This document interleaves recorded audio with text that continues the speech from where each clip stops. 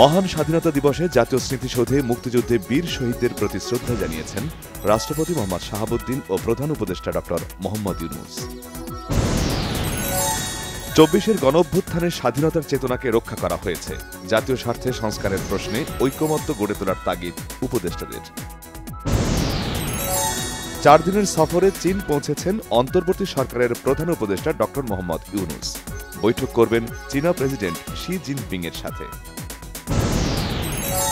বিএনপির স্থায়ী কমিটির সদস্য মির্জা আব্বাস বলেছেন, যারা দ্বিতীয় স্বাধীনতার কথা বলে তারা ২৬শে মার্চকে খাটো করে দেখাতে চায়।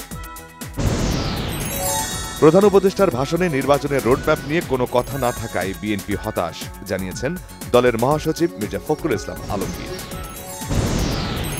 ২৪-এর গণঅভ্যুত্থানের মাধ্যমে ৭১-এর চেতনা পুনরুজ্জীবিত হয়েছে বলেছেন জাতীয় নাগরিক পার্টি এনসিপির আহ্বায়ক নাহিদ ইসলাম। জুলাই আগস্ট গণহত্যার দৃশ্যমান বিচার ও প্রয়োজনীয় সংস্কার শেষে জাতীয় নির্বাচন চায় জামায়াত, জানিয়েছেন দলের সেক্রেটারি জেনারেল মিয়া গোলাম পরোয়ার। ঈদ সামনে রেখে ঢাকা ছাড়তে শুরু করেছেন মানুষ। রাজধানীর সায়েদাবাদ, গাবতলী ও মহাখালী বাস টার্মিনালে ঘরমুখ মানুষের ভিড়, স্বস্তি ট্রেন যাত্রায়ও। ঢাকা নরসিংদী ভৈরব বাজার রুটে নতুন কমিউটার ট্রেন চলাচল উদ্বোধন। ভৈরব থেকে ছেড়ে কমলাপুর রেল স্টেশনে পৌঁছার পর আনুষ্ঠানিক উদ্বোধন। ঈদ উপলক্ষে গণপরিবহনে ৮৩২ কোটি টাকা বাড়তি ভাড়া আদায় করা হচ্ছে, বাংলাদেশ যাত্রী কল্যাণ সমিতির অভিযোগ। শ্রমিকদের পাওনা অবশ্যই পরিশোধ করতে হবে, তবে মালিকদের বাস্তবতাও খতিয়ে দেখা উচিত, বিকেএমইএ সভাপতি মোহাম্মদ হাতেমের মন্তব্য। দেশের বাজারে স্বর্ণের দাম আরেক দফা বেড়ে ২২ ক্যারেটের ১ ভরি স্বর্ণের দাম বাড়ল ১,৫৬,০৯৯ টাকায়।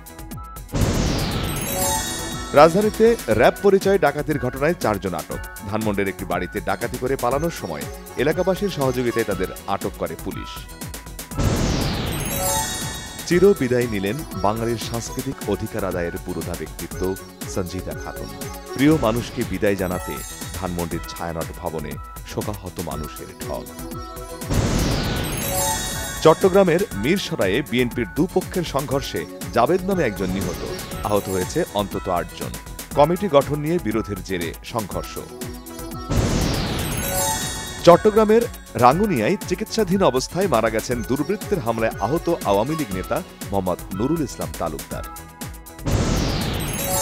রোহিঙ্গা সমস্যা সমাধানে করণীয় নির্ধারণে একটি প্রস্তাব অনুমোদন করেছে জাতিসংঘের সাধারণ পরিষদ। মালয়েশিয়া ও ফিনল্যান্ডের পৃষ্ঠপোষকতায় উচ্চ পর্যায়ের সম্মেলনের সিদ্ধান্ত।